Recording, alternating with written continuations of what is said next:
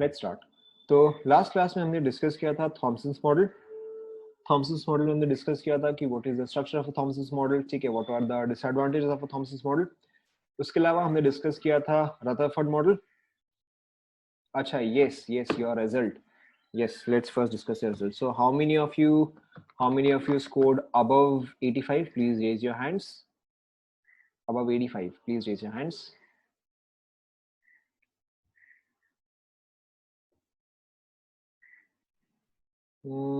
Okay, so I see most of you scored above 85. How many of you scored above, okay, one second, let me lower your hands. How many of you scored above 90?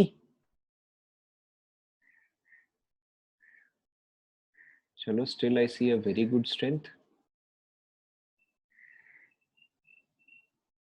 Okay, very good, very good, very good.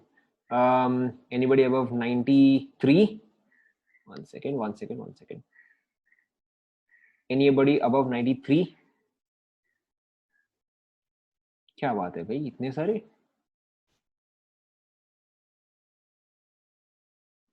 Nice, lots of you. Anybody above 95?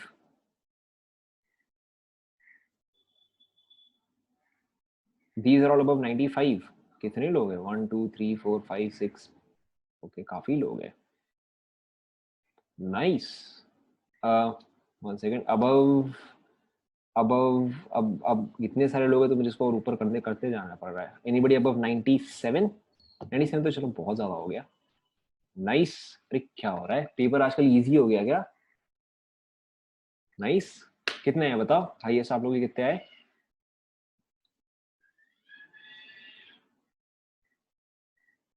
कितने हैं? Percentage कितने आए? 98.4. Okay, 98.4, 97.4. Very good, very good. 98, 97.2. सही.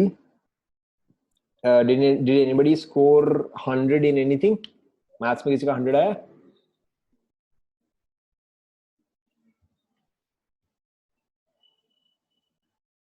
Nice, nice. Many of you, many of you. How many of you got 99 in any subject? 99 in any subject. Chalo, very good. 98 in any subject. So that's still a very good strength. Chalo, ठीक है. Very good, very good.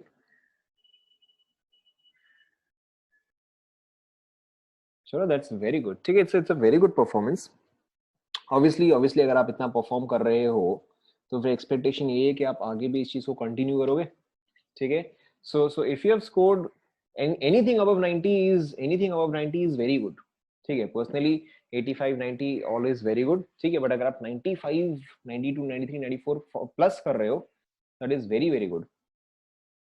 ठीक है. सो 90 plus is obviously the bare minimum expected कि आप at least 90 तक तो आ ही सकते हो, या एटलीस्ट अगर आप एनीवेयर बिटवीन 88 89 चलता है. ठीक है, not a big deal. But अगर आप 90 plus and specially if you are 95 plus, then many congratulations to all of you. ठीक है. एंड अगर आप में से किसने भी 100 स्कोर किया है या 99 स्कोर किया है या इनफैक्ट 98 भी स्कोर किया है, that's a very good score. ठीक है. Obviously keep it up.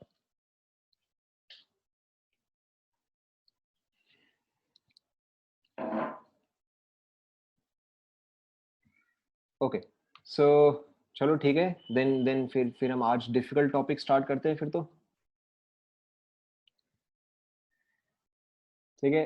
So anyways, so let's continue. So as usual we are discussing atomic structure. ठीक है. तो एटॉमिक स्ट्रक्चर हमने दो पार्ट जो है वो कंप्लीट कर लिया. First part we have completed which was Thomson's model. ठीक है. Okay, back to reality. Now first part was Thomson's model. ठीक है. Second part is now Rutherford's experiment. Rutherford experiment में क्या एक्सपेक्टेशन था या क्या थ्योरी था कि Thomson's model should be true. ठीक है. And all alpha rays should pass straight through. But reality में क्या हुआ कि maximum did pass straight through. ठीक है. One second. maximum did pass straight through.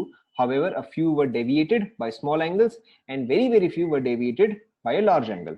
ठीक है. बोलो क्या क्वेरी है?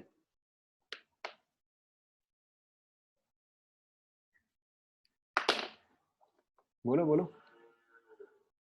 Okay, चलो ठीक है, good question. So this question is to all of you. This question is to all of you. Why only gold foil was used? Why not any other metal? बताओ. I'm sure at least one of you knows. Correct. So gold is the most malleable metal. ठीक है, अगर आपने कभी quiz वगैरह में participate किया होगा तो वहां पे ऐसा देगा कि the most malleable material is gold. ठीक है, so gold is used because it is the most malleable. ठीक है, एंड गोल्ड ही ऐसा मटेरियल जिसको कि आप सबसे थिन शेप में कन्वर्ट कर सकते हो. ठीक है, now because you needed a thin sheet of metal, which is why obviously you needed gold. Is this clear?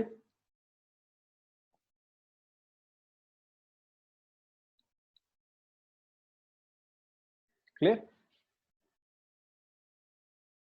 अभी नहीं. ठीक है, ये सब चीज आगे जब डाउट डिस्कस करेंगे तब. ठीक है, so in any case, so yes, that is the only reason why gold was used. ठीक है, now so continuing, so अब हमारा expectation क्या था? ये सब सवाल atomic structure के बीच में नहीं. All of these questions जो कि दूसरे टॉपिक से है, you ask me either at the end of the class, ठीक है, or at the beginning. Preferably आप उसको end में पूछो. ठीक है, do not divert the topic. ठीक है, so रदरफोर्ड मॉडल में हमने क्या डिस्कस किया कि Thomson's model, if it was true then all of the alpha rays should have gone straight through. ठीक है, बट क्योंकि मैक्सिमम थ्रू गया, कुछ थोड़े से डेविएट हुआ एंड मैक्सिमम एंड कुछ जो है वो कंप्लीटली डेविएट हुआ, उसका मतलब क्या है कि all of the mass and all of the positive charge is concentrated. ठीक है, most of the atom is empty and the negative charge is outside of the positive charge. ठीक है, तो Rutherford gave the structure of an atom which was also called as the solar system model or also called as the planetary model. ठीक है, apart from that Rutherford gave two very important conclusions. ठीक है, the size of an atom and the size of the nucleus. What was the size of an atom according to Rutherford? Size of an atom 10 to the power minus, बताओ. Correct, 10 to the power minus 10 meters was the size of an atom, and the size of the nucleus was 10 to the power minus, correct, 10 to the power minus 15 meters. ठीक है, this is important data, ये आपको याद रखना है. Apart from that, what was the disadvantage of Rutherford's experiment? ठीक है, yeah, what was the disadvantage of Rutherford's model? The first was, बताओ, आप शॉर्ट में मेरे को बता दो, मेरे को समझ में आ जाएगा. Correct, the first was Maxwell theory of electromagnetic radiation. ठीक है, in how much time should the electron collapse? In how much time should the electron collapse? 10 to the power, correct, it should collapse in 10 to the power minus 8 seconds. And the second was hydrogen spectra. ठीक है, hydrogen spectra तो चलो हम आगे discuss करेंगे. Now so we will continue with atomic structure. The next structure was Bohr's model. ठीक है, but before we go into Bohr's model हमें कुछ और फैक्टर्स है जो कि डिस्कस करना है. ठीक है, so the first thing that we are going to discuss is electromagnetic radiation. ठीक है, आप हेडिंग डालो आप इलेक्ट्रोमैग्नेटिक रेडिएशन. ठीक है, या फिर इसको शॉर्ट में आप EMR भी बोल सकते हो. ठीक है, so electromagnetic radiation. Now what is electromagnetic radiation? Yeah, any example of electromagnetic radiation? Any example? बताओ. Any example of electromagnetic radiation? Correct, Earth's magnetic field. ठीक है, what else? What else? X-ray, very good. What else? Gamma rays, yes. What else? UV rays and go on. ठीक है, light, cosmic, what else? Infrared, yes. What else? Radio waves, correct, and microwaves, yes. ठीक है, so electromagnetic radiation is a form of energy. ठीक है, and जो हम बोलते हैं light is a form of energy. ठीक है, now whenever we say light, ठीक है, whenever we say light we usually mean visible light. ठीक है, जब भी हम लाइट बोलते हैं तो उसका जनरल मतलब जो है वो होता है विजिबल लाइट. ठीक है, however visible light is a very small part. ठीक है, visible light is a very small part. अगर ये चीज विजिबल लाइट है, ठीक है, तो on one side you have ultraviolet rays. चलो इसको मैं सेट करता हूँ. On one side you have ultraviolet rays, on the other side you have infrared rays. ठीक है, infrared के बाद आपका रहता है microwaves, after that you have your radio waves. ठीक है, अल्ट्रावायलेट के लेफ्ट में आपका रहता है एक्स रेज. ठीक है, उसके लेफ्ट में आपका आ जाएगा गामा रेज, उसके पहले आपका आ जाएगा कॉस्मिक रेज, ठीक है। सो visible light is a very small section of the entire इसको क्या बोलते हैं बताओ? ऑलरेडी मैंने देखा, काफी लोगों ने देख लिया। Visible light is a very small section of the entire thing called as correct, called as the electromagnetic spectrum. Electromagnetic spectrum. ठीक है? So what is electromagnetic spectrum? Electromagnetic spectrum is basically the collection of all the frequencies or all the wavelengths. सभी को समझ में आया क्या? Spectrum is basically a collection from A to B. तो अगर सपोज करो मैं आपको बोलूं कि स्पेक्ट्रम, ठीक है, अगर मैं आपको बोलूं कि spectrum of gamma rays to microwaves, उसका मतलब क्या होगा? Gamma ray, x ray, ultraviolet, visible, infrared and microwave, ठीक है। अगर सपोज करो मैं आपको बोलूं spectrum of let's say cosmic to x ray, ठीक है, तो इसमें क्या रहेगा? कॉस्मिक आ जाएगा, गामा आ जाएगा एंड एक्स रे आ जाएगा, ठीक है। अगर सपोज करो मैं आपको बोलूं स्पेक्ट्रम ऑफ विजिबल लाइट, ठीक है, तो विजिबल लाइट, अब आपको पता है विजिबल लाइट को हम कैसे ब्रेक करते हैं? Violet, indigo, blue, green, yellow, orange and red, ठीक है। So spectrum is basically a collection from A to B. Electromagnetic spectrum, ठीक है, is all of these radiations. Is this clear? ठीक है ना। इलेक्ट्रोमैग्नेटिक स्पेक्ट्रम या इलेक्ट्रोमैग्नेटिक रेडिएशन जो हम डिस्कस करते हैं, they all are in the form of waves, ठीक है। तो आपने ऑलरेडी पढ़ा है कि light travel in the form of waves, ठीक है। या आपने साउंड के बारे में पढ़ा होगा, sound travels in the form of waves, ठीक है। तो अगर आप कोई भी वेव को डिफाइन करते हो, ठीक है, कोई भी वेव को आप डिफाइन करते हो तो उसका कैरेक्टरिस्टिक क्या होता है? ठीक है, ये चीज अगेन आपको ऑलरेडी पता ही है। So from from crest to crest, कुछ भी नहीं बताया मैंने, ठीक है, ध्यान दो। फ्रॉम क्रेस्ट टू क्रेस्ट, ठीक है, और from trough to trough, it is called as, correct, from crest to crest, ठीक है, और फ्रॉम ट्रफ टू ट्रफ, अगर किसी को स्पेलिंग नहीं आता तो this is crest, this is trough, ठीक है। Crest is high point, trough is low point, ठीक है। This is called as your wavelength, ठीक है। या फिर आप हो सकता है कई बार ऐसे भी देखो, फ्रॉम दिस पॉइंट, ठीक है, to this point, this is also called as a wavelength. ये पर तो सभी को पता ही है, ठीक है। Wavelength is represented by lambda, yes, wavelength is represented by lambda, ठीक है। Now what is this distance called? Correct, so this distance और द मैक्सिमम डेविएशन, ठीक है, the maximum deviation from the mean point is called as amplitude. So देखो अभी तक हमने दो टर्म डिस्कस किया। The first term was wavelength, ठीक है, which is represented by lambda. The second term is amplitude, ठीक है। अब इसके आगे आपको पता ही है, amplitude is generally represented by a, इसके आगे आपको पता ही है। नेक्स्ट टर्म क्या होना चाहिए बताओ? वेव्स के केस में हम नेक्स्ट टर्म क्या जनरली यूज करते हैं? करेक्ट, दैट इज फ्रीक्वेंसी, ठीक है। Frequency is represented bye either f, ठीक है, और म्यू, ठीक है, either f, sorry this is not, और म्यू, ठीक है, sorry not mu, this is new, NEU, ठीक है। म्यू जो है वो ये हो जाएगा, नॉट दिस वन, ठीक है। Now what is the next thing that we define? Next thing what is important in case of electromagnetic radiations? wavelength is lambda, correct. The next one is time period, ठीक है। Time period जो है उसको आप typically define करते हो simply as t, ठीक है। अभी तक हम फॉर्मुलेस पे नहीं आए हैं, we are not on formulas yet. There is one more very important, correct, one more very important is velocity, ठीक है, और speed. And all electromagnetic radiation travel with the speed of, correct, they all travel with the speed of light. Speed of light का symbol क्या है बताओ? Correct, speed of light is represented by c, this is speed of light, and इसका value क्या होता है बताओ? 3 into 10 to the power 8 metre per second. यहां तक तो सभी को क्लियर हुआ? ठीक है, अब आप नोट करना चालू करो, ठीक है। हेडिंग आप डालो इलेक्ट्रोमैग्नेटिक रेडिएशन, ठीक है। आप चाहे तो ये डायग्राम बना सकते हो, एंटायरली अप टू यू, आपको बनाना है तो बना सकते हो, छोड़ना तो छोड़ सकते हो, ठीक है, this is no big deal. सबसे पहले आपका आता है कॉस्मिक, यहाँ चलो यहाँ पे लिख दे रहा हूँ। सबसे पहले आपका आता है कॉस्मिक, ठीक है, बता रहा हूँ आगे आएगा, ठीक है। Cosmic, then you have gamma rays, ठीक है, then you have x rays, then you have ultraviolet, then you have visible, then infrared, then microwaves, then radio waves, ठीक है। एंड आपको ये ऑर्डर जो है वो रफली याद रहना चाहिए।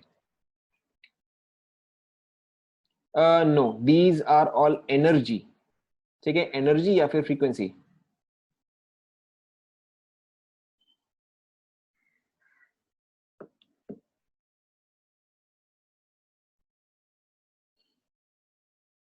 विजिबल के बाद आता है इंफ्रारेड,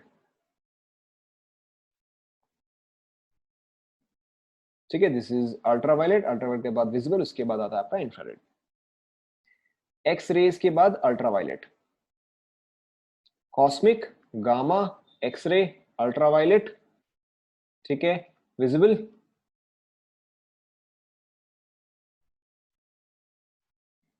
कॉस्मिक के बाद गामा, गामा रेज,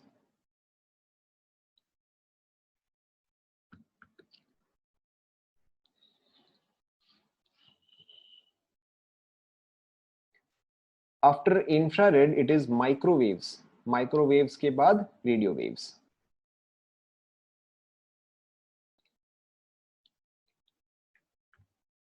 ठीक है। बट आपको ये रफली याद रहना चाहिए, दिस इज नॉट एग्जैक्ट। लिख लिया सभी ने? माइक्रोवेव्स, रेडियो वेव्स, ठीक है। So I am scrolling down. Now this is how you define, this is how you define a wave, ठीक है। Crest to crest, trough to trough is wavelength, ठीक है। Now the maximum deviation is called as amplitude, maximum deviation is called as amplitude, ठीक है। अब हम इसके आगे इसका सारा डेफिनेशन लिखना स्टार्ट करेंगे।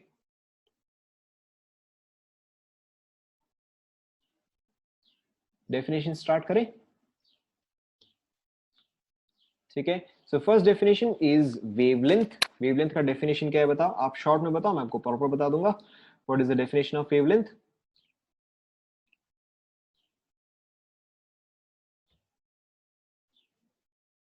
करेक्ट, ठीक है। सो आप वेवलेंथ का डेफिनेशन लिखो, ठीक है। I am not writing it down, I am not writing it down, मैं रिपीट कर दूंगा, लेकिन आप फटाफट इसको लिखते जाओ, ठीक है। So wavelength is the distance between two successive crests और two successive troughs. Wavelength is the distance between two successive crests or two successive troughs. It is represented by lambda. Two successive crests or two successive troughs. Symbol is lambda. Lambda आपको already आता है.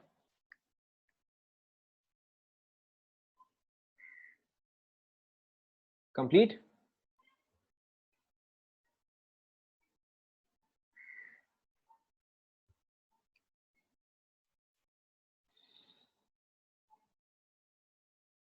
Wavelength is the distance between two successive crests or two successive troughs.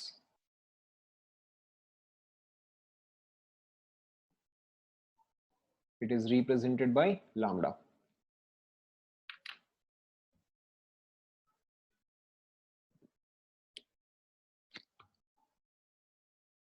Done?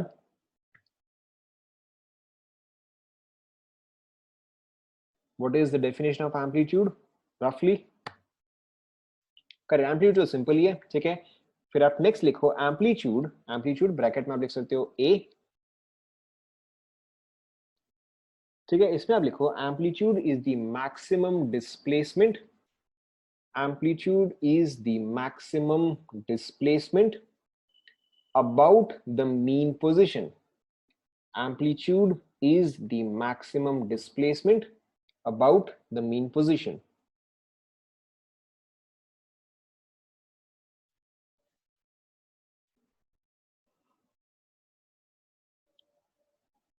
इसमें आप लिखो it is generally represented by A, capital A. It is generally represented by capital A.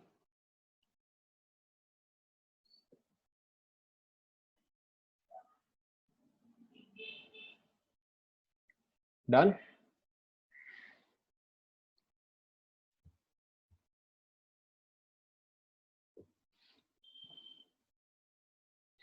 फिर आप next देखो, next is frequency. Frequency का definition क्या है बताओ? करेक्ट ना, फ्रीक्वेंसी के देखो बहुत सारे डेफिनेशंस होते हैं, but by far the easiest definition, ठीक है, आप सबसे इजीएस्ट डेफिनेशन लिखो, it is the number of waves, frequency is the number of waves passing through a point, frequency is the number of waves passing through a point in 1 second. The number of waves passing through a point in 1 second.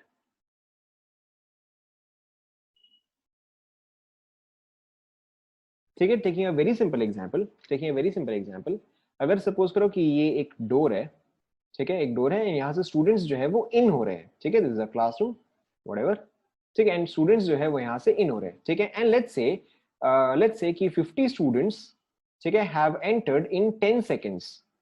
तो on an average 1 second में कितने students अंदर आए? 5। So 5 students have passed through this point in 1 second. So this is your frequency, ठीक है। तो उसी तरह से अगर आपके पास कोई भी एक पॉइंट है जहां से कि वेव्स जो है वो कंटिन्यूसली पास कर रहे हैं, ठीक है, so the number of waves that complete, ठीक है, और the number of waves that pass through in 1 second through this point is called as the frequency, ठीक है। It is represented by f और न्यू, ठीक है, न्यू आप इस तरह से लिखते हो,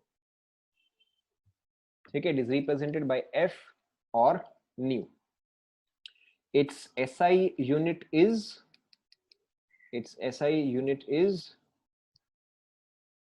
correct, its SI unit is hertz, HERTZ, ठीक है, और HZ, it's yes, nu is like V, yes, ठीक है, its SI unit is hertz, ठीक है। चाहे तो आप एक और पॉइंट मेंशन कर सकते हो, 1 hertz is 1 second inverse, 1 hertz is 1 second inverse, 1 hertz is equal to 1 second inverse, ठीक है। या कई बार आप हो सकता है इसको ऐसे ही उड़ो 1 साइकिल पर सेकंड, ठीक है, एक ही बात है। रुक जाओ, नेक्स्ट आएगा वो। कंप्लीट,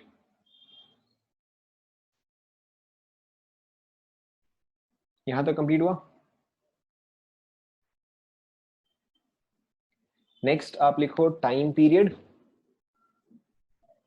नेक्स्ट आप लिखो टाइम पीरियड, ठीक है। Again there are various definitions for time period, we are going to write the easiest one, ठीक है। So time period 1 to the power -1 कैसे आएगा? हाँ, 1 सेकेंड इनवर्स आएगा ना, ठीक है। सो टाइम पीरियड का आप डेफिनेशन लिखो, time period is the time taken by a wave to completely pass through, time period is the time taken by a wave to completely pass through a point, to completely pass through a point,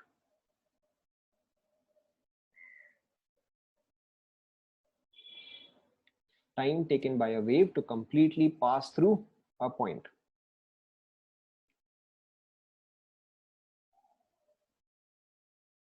time taken by a wave to completely pass through a point, to completely pass through a point, ठीक है। देखो इसका मतलब जो है काफी simple सा ही है।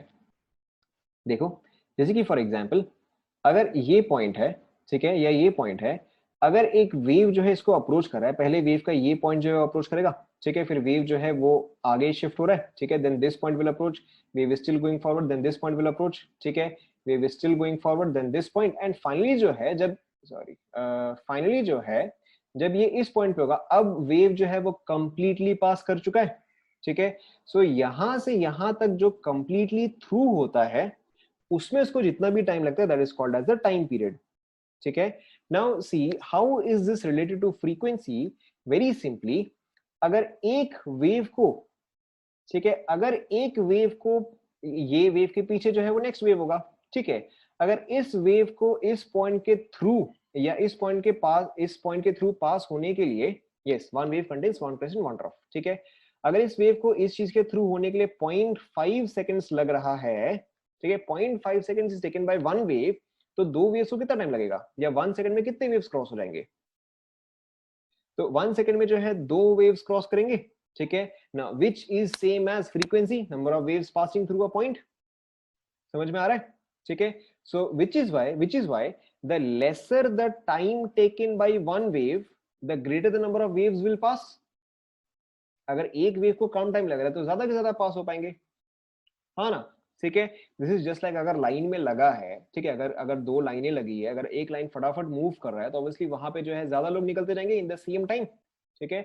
तो this is exactly the same thing कि which is why if the time period is low the frequency is high, ठीक है, और time is given by 1 by frequency. Is this clear? ठीक है, एंड ऑब्वियसली टाइम का unit क्या आएगा बताओ? This is very simple, time का यूनिट क्या आएगा? सेकेंड्स। यहां तक कंप्लीट हुआ?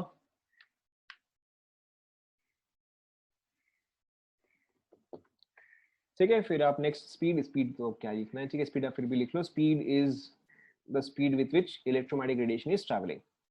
Speed is the speed with which the wave is travelling. आप ऐसे लिखो, speed is the speed with which the wave is travelling. Speed is the speed with which the wave is travelling.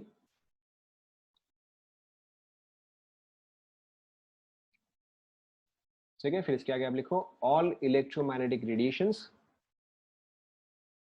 all electromagnetic radiations travel with the speed of light in vacuum or air. All electromagnetic radiations travel with the speed of light, bracket में C, in vacuum or air.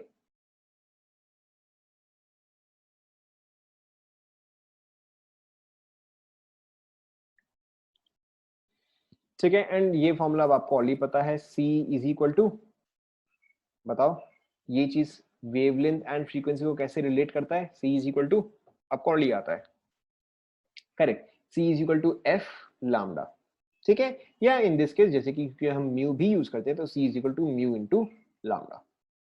Is this clear?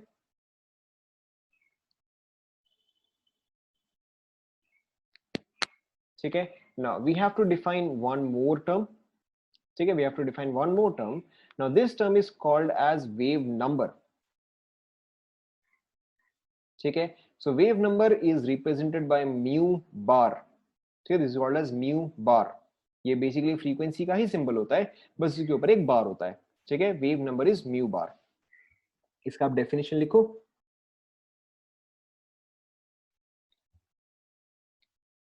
ठीक है, इसका आप definition लिखो।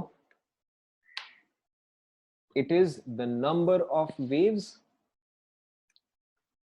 it is the number of waves that is present, it is the number of waves that is present in 1 meter. It is the number of waves that is present in 1 meter. Number of waves present in 1 meter. ठीक है, taking a very simple example, अगर एक wave, ठीक है, अगर एक wave का wavelength जो है, if that is let's say 20 centimeter, one wave has a wavelength of 20 centimeter, तो एक मीटर में कितने waves fit हो जाएंगे? 5 waves fit हो जाएंगे, ठीक है। if one wave is obviously 20 centimeter, then in 1 meter you can fit 5 waves.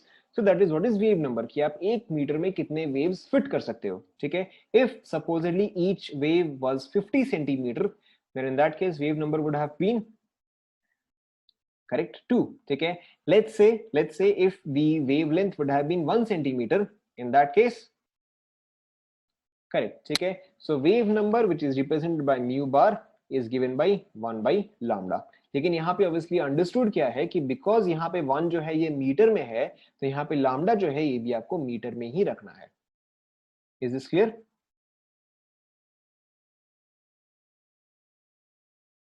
ठीक है, यहाँ पे आप लैम्डा जो है उसको आप मीटर में ही रखते हो। सभी को यहाँ तक समझ में आया? ठीक है, so let's do some very basic questions. ठीक है, काफी सिंपल है, आप सभी फटाफट कर लोगे। ठीक है, let's take a very simple example. For example ये वाला आप ही करो, ठीक है, मैं नहीं समझा रहा. yes, wave number is inversely proportional to lambda. ठीक है. Now let's take a very simple example. If the frequency of electromagnetic radiation is equal to 5 into 10 to the power 14 hertz, ठीक है, find its wavelength. निकालो. बहुत ही difficult सवाल है.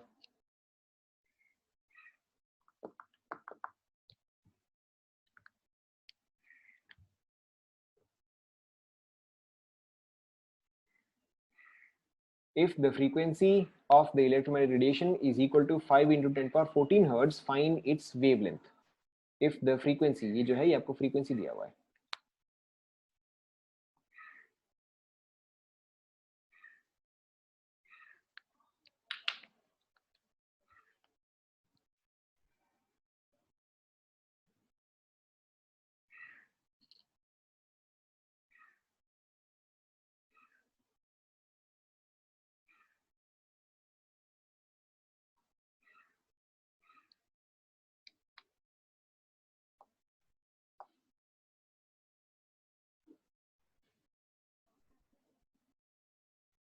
कैसे solve होगा बताओ, बहुत ही डिफिकल्ट सवाल है.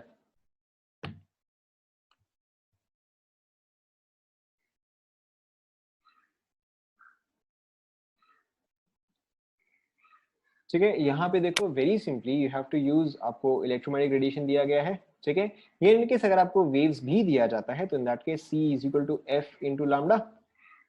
ठीक है, मुझे यहाँ पे निकालना क्या है, मुझे तो यहाँ पे लैम्डा निकालना है. So lambda is equal to C by F और C बाई म्यू एक ही बात है. ठीक है, so this is equal to, अब C का वैल्यू आपको ऑलरेडी पता है, electromagnetic radiation, hence this must be 3 into 10 to the power 8 metre per second. ठीक है, this is metre per second divided by, अब यहाँ पे फ्रीक्वेंसी आपको दिया गया है 5 into 10 to the power 14 hertz. ठीक है, तो ये देखो आपका कितना रहेगा, 0.6 into 10 to the power -6 lambda metre आएगा. दिस इज मीटर, बट आप कभी भी इसको ऐसे रिप्रेजेंट नहीं करते हो. ठीक है, ये आपको रेयरली ही ऐसा ऑप्शन दिखेगा. जनरल ऑप्शन आपको क्या मिलेगा कि 0.6 माइक्रोमीटर. ठीक है, क्योंकि माइक्रोमीटर कितना होता है, -6 होता है. Yes no. ठीक है, नाउ सिंस हमने माइक्रोमीटर डिस्कस कर ही लिया है, let's discuss some more units. So 1 micrometre is 10 to the power -6 metres. ठीक है, what is 1 nanometre? 10 to the power, correct, 10 to the power -9 metres. ठीक है, ये सब यूनिट्स आपको परफेक्टली याद रहना चाहिए. How much is 1 angstrom? 10 to the power -10 metres. ठीक है, and one more very important term, 1 picometre कितना आएगा बताओ. So picometre is 10 to the power -12 metres. ठीक है, इसके अलावा बेसिक यूनिट्स अगेन आपको याद रहना चाहिए. ठीक है, अगर आपको कहीं पर भी प्रीफिक्स किलो मिला है तो that is 10 to the power, correct, 3. अगर आपको कहीं पर भी मेगा मिला है so that is 10 to the power 6. कहीं पर भी अगर आपको गीगा मिला है that is 10 to the power 9. ठीक है, एंड इसके आगे रेयरली ही आपको कभी मिलता है. ठीक है, हाउएवर अगर आपको जानना ही है तो दैट इज टेरा. ठीक है, this will be 10 to the power 12. ठीक है, इट्स वेरी सिंपल, आप इसको कंप्यूटर के टर्म्स से भी याद रख सकते हो. सबसे पहले आपका आता है kilobytes, then megabytes, then gigabytes and then terabytes. ठीक है, ये आप सारे कंप्लीट करो. दूर दूर तक आपको कभी भी यूज नहीं करना पड़ेगा.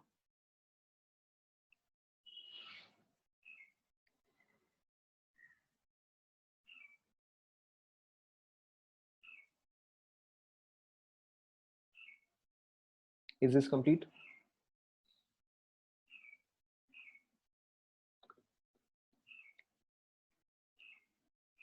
अब चलो एक और चीज छूट गया, 1 मिलीमीटर, ये आपको पता ही है, 10 टू द पावर -3. ठीक है, ये आप सभी को आता है. Picometre is 10 to power -12. Angstrom is 10 to power -10.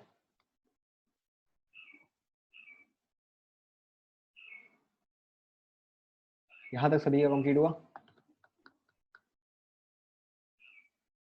ठीक है, फिर आप नेक्स्ट क्वेश्चन. ठीक है, नेक्स्ट क्वेश्चन खुद से ट्राई करो. Find frequency of EMR given wavelength is equal to 3 nanometer. ठीक है, ट्राई करो.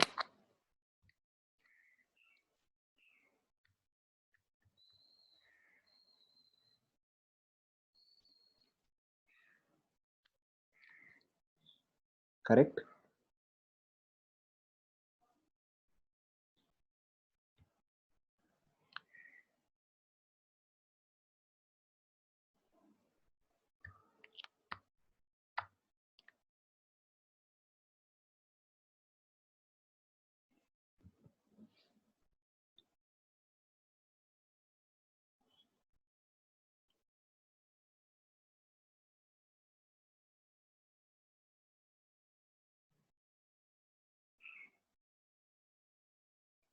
ठीक है, देखो अगेन वेरी सिंपल. आपको फ्रीक्वेंसी निकालना है, फॉर्मूला जो है वो सेम ही आएगा, c is equal to F into lambda और f is equal to c by lambda. ठीक है, so c is 3 into 10 to the power 8 divide by lambda which is 3 into 10 to the power nanometre है, तो यहाँ पे आएगा -9. ठीक है, सो ये आपका आ जाता है 10 to the power 17 hertz. Is this clear? Complete हो गया सभी का? Okay, next question. find find let's say find lambda. नहीं, find wave number. find wave number. ठीक है, if frequency is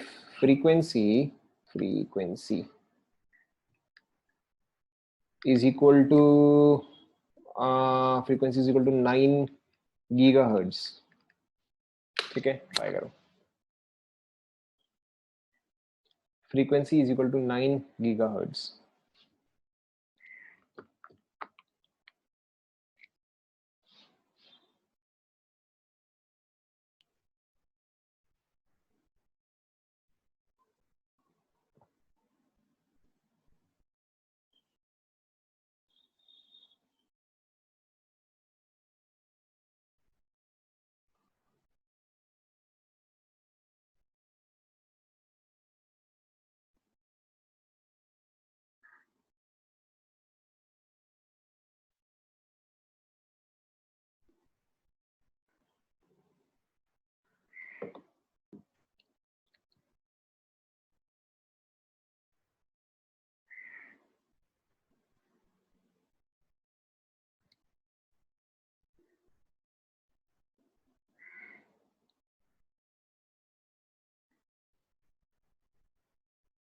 चेक करें, सिंपल सा ही है. So c is equal to F lambda और c is equal to F by mu bar, ये आएगा. ठीक है, which implies that mu bar is equal to F by C. पहले आप यहां तक चेक करो, बता रहा हूं, पहले आप यहां तक चेक करो. यहां तक सभी को समझ में आया? ठीक है, अब आप बस वैल्यू डालते जाओ. So mu bar is equal to 9 giga hertz है, तो into 10 power 9 hertz is second inverse. ठीक है, hertz is second inverse divide by speed of light is 3 into 10 to the power 8 metre second inverse. ये आएगा. ठीक है, सो second inverse and second inverse जो है वो कैंसल आउट होगा. यहाँ पे देखो आपके पास क्या रहेगा, यहाँ पे आपके पास रहेगा 30 मीटर इनवर्स. ठीक है, so it is 30 metre inverse और 30 waves per metre. Is this clear? Complete कर लो.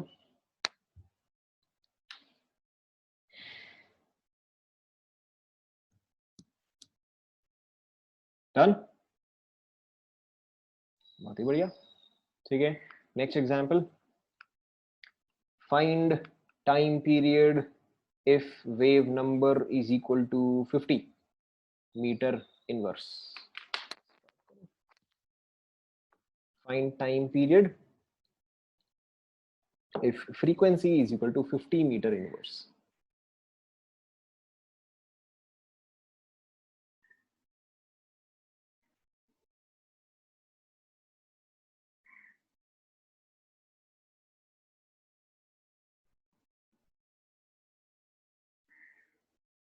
ठीक है, अब यहाँ पे इसको फ्रैक्शन में छोड़ सकते हो, आपको इसको एग्जैक्टली सॉल्व करने की जरूरत नहीं है।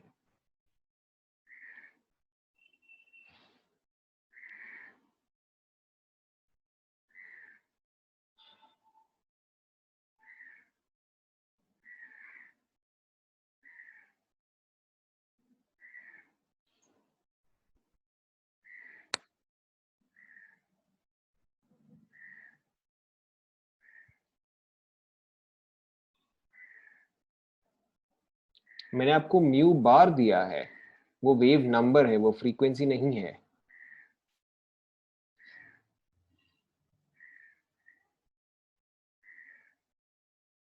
हाँ, तो 0.02 नहीं आएगा, वापस से कैलकुलेशन करो।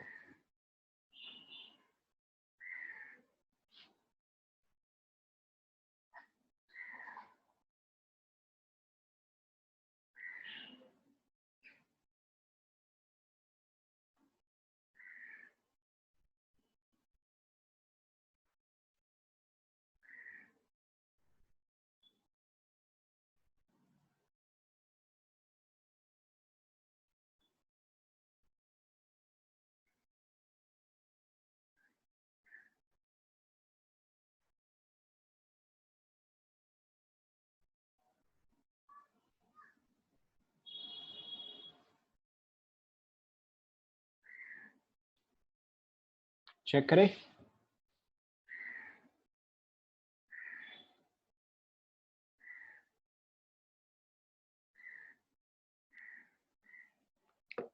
ठीक है, सिंपल सही है। सो यहाँ पे देखो, so c is equal to F lambda, ठीक है, बट ना ही आपके पास, ना ही आपको f चाहिए, ना ही आपको लामडा चाहिए, आपको इन दोनों का इनवर्स चाहिए। तो c is equal to 1/t into 1/म्यू बार, ये आ जाएगा। ठीक है, बस अब आप यहाँ पे वैल्यू जो है वो सब्स्टिट्यूट करते जाओ। So t is equal to 1/c into mu bar, that is 1/3 into 10⁸ into 50। सो ये आपका आ जाएगा 10⁻⁻8/150। ठीक है, ये आपका टाइम है, तो ये आपका आ जाएगा सेकेंड्स। ठीक है, उसके मैंने इसको प्रॉपर्ली सॉल्व नहीं किया है, बट अगर आपने यहां तक कर लिया तो दिस इज इनफ। चेक करो।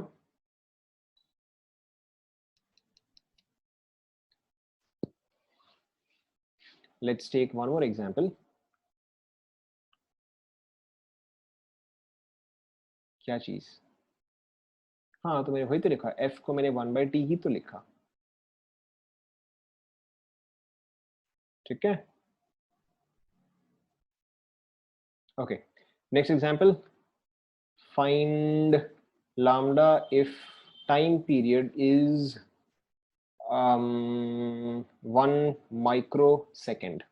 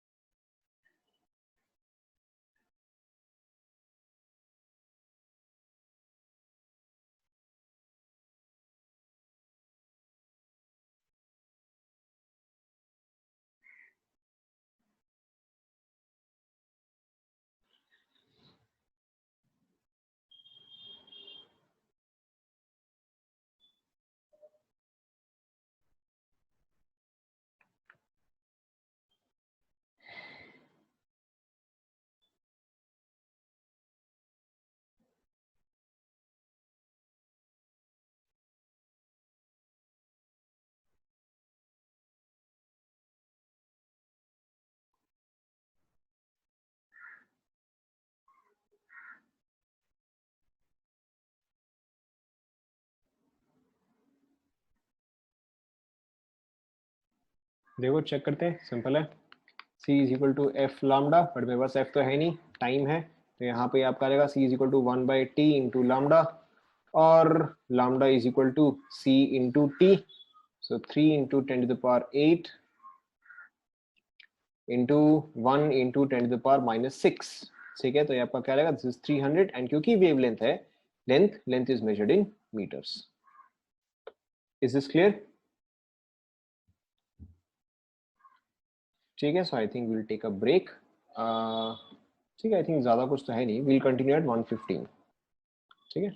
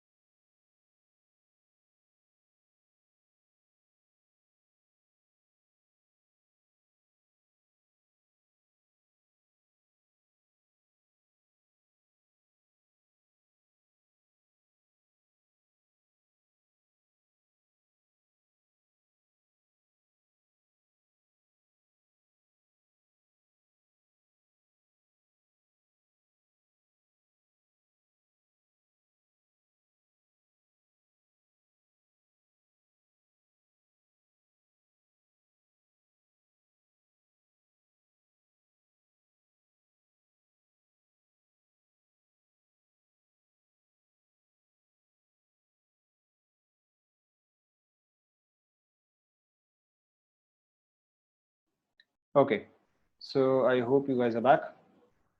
Let's continue.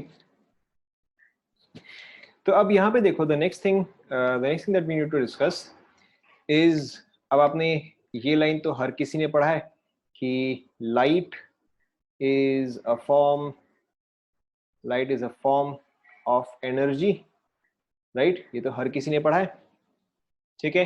एंड एनर्जी हम किस यूनिट में मेजर करते हैं?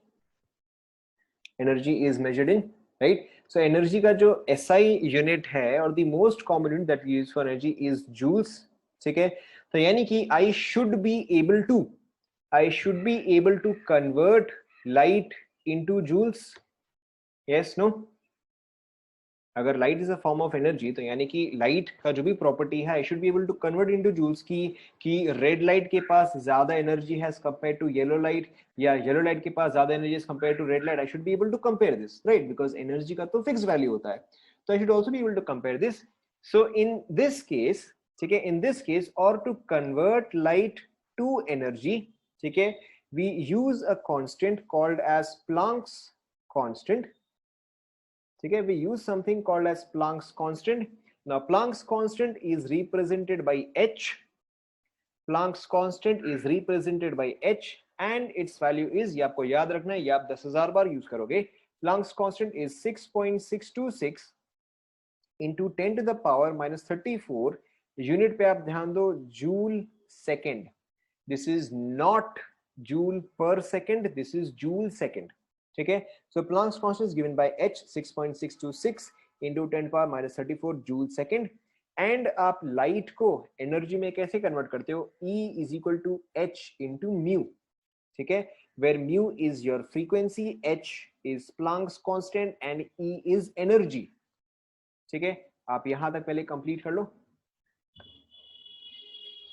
ठीक है। Planck's constant is given by h 6.626 into 10 power minus 34 joule second, and the energy of electromagnetic radiation, ठीक है, the energy of electromagnetic radiation is given by E is equal to h into mu। लिख लिया सभी ने? हाँ ठीक है, आप अप्रोक्सीमेटली कर सकते हो। देखिए आप उसको अप्रोक्सीमेटली 6.6 भी ले सकते हो, डिपेंडिंग ऑन योर ऑप्शंस। कोई डेफिनेशन नहीं है इसका, देयर इज नो डेफिनेशन, ठीक है। Okay, so let's take a very simple example, ठीक है। Let's see what is the energy of frequency 100 terahertz? Try करो, what is the energy of frequency 100 terahertz? Try करो। Obviously आपका answer जो है वो जूल्स में आना चाहिए।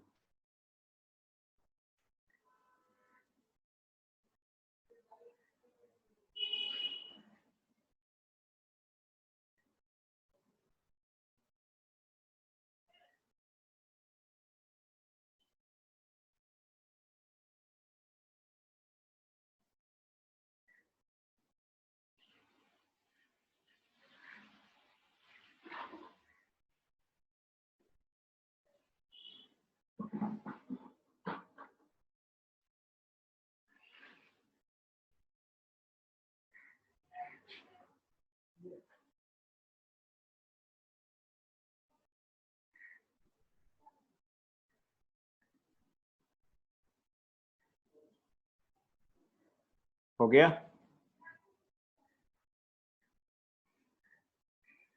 ऑब्वियसली 10 के पावर्स पे आप ध्यान दिया करो।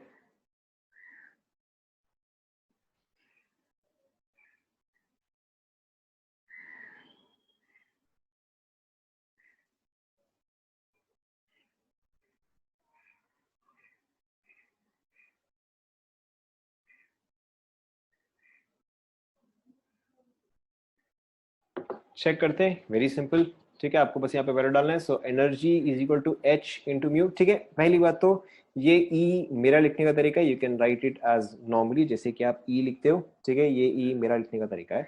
सो E is equal to h into mu which is 6.626। Question क्या है? What is the energy of frequency 100 terahertz?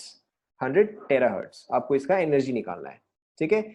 So E is equal to h into mu So 6.626 into 10 to the power minus 34 into mu, that is 100. Terahertz का value मैंने कितना बताया था बताओ? 10 to the power, correct, 10 to the power 12. ठीक है, so this is 12, this is 2 more.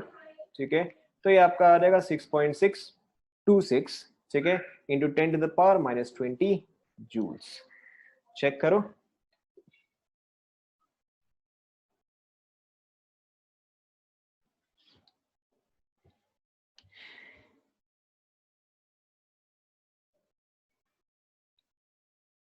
Is this clear to everyone? Next question. Next question. What is the energy? What is the energy of wavelength? Let's say 6.6 nanometer. 6.6 nanometre. आपको समझ में आ जाएगा मैंने 6.6 क्यों दिया है. ट्राई करो.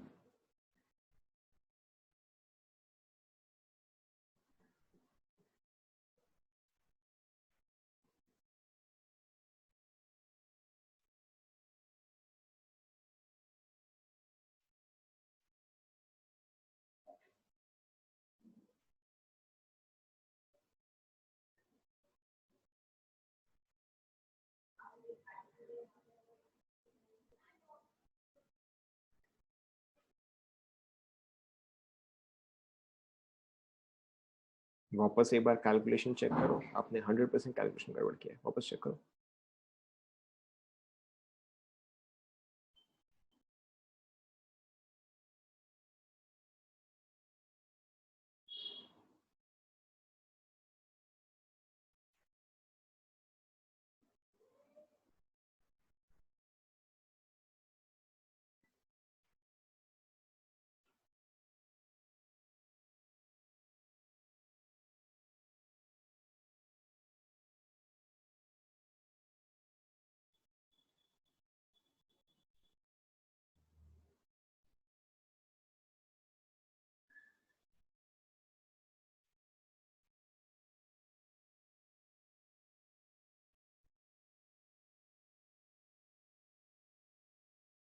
देखो सिंपल सा ही है.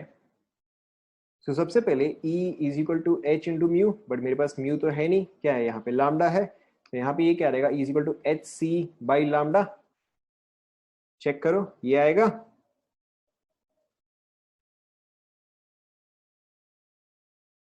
ठीक है, अब आपको बस वैल्यू लगते रहना है. So 6.626 into 10 to the power minus 34 into 3 into 10 to the power 8 divided by 6.6 into 10 to the power minus 9. अब आपको समझ में आएगा यहाँ पे 6.6 क्यों दिया हुआ है, क्योंकि आप इस वैल्यू को as approximately 6.6 लोगे. So this and this gets cancelled out. ठीक है, ये और ये मिला के बाद 17. So this should be 3 into 10 to the power minus 17 energy है. तो यहाँ पे क्या आएगा? जूल्स. Is this clear?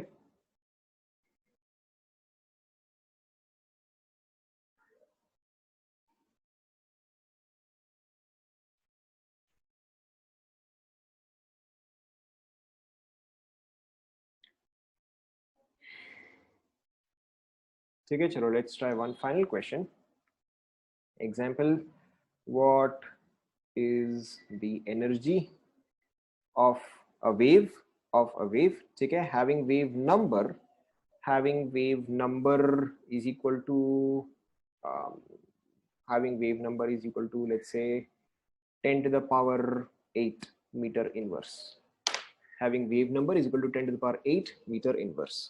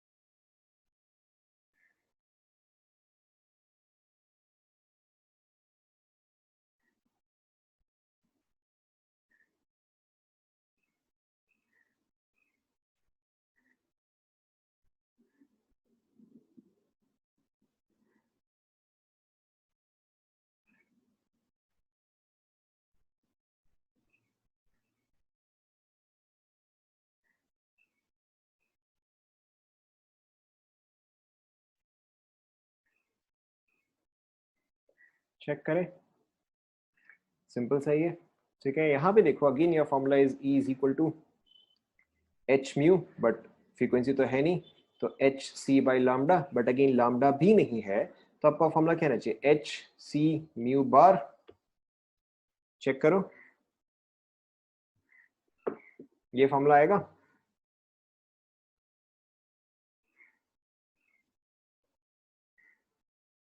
ठीक है, ये फॉर्मूला आएगा। अब आप बस यहाँ पे वैल्यू सब्स्टिट्यूट करते जाओ। So h is 6.626 into c is 3 into mu is 1। ठीक है, इंटू 10⁻⁻34 इंटू 10⁻8 इंटू 10⁻, ऑल्सो 8। ठीक है, ये आपका यहाँ से आया, ये वाला यहाँ से आया, एंड ये वाला जो है वो यहाँ से आया। ठीक है, सो दिस इज 19.8 इंटू 10⁻⁻16, 16 तो ये आपका आया 18। ठीक है, और 2, ठीक है, मैं इसको अप्रोक्सीमेटली 20 के बाद मैं इसको 2 ले सकता हूँ, सो 2 इंटू 10⁻⁻17 जूल्स। चेक करो। ठीक है, मुझे लग रहा है मैक्सिमम लोगों ने करेक्ट किया है। चेक करो एक बार।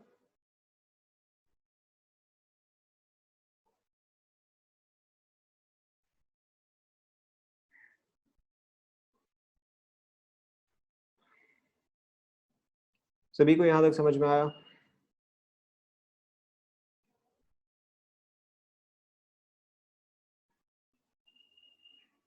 ठीक है, तो आप यहां तक ही रिवाइज करो। ठीक है, दिस इज इनफ। ठीक है, so that's all for today. Thank you class.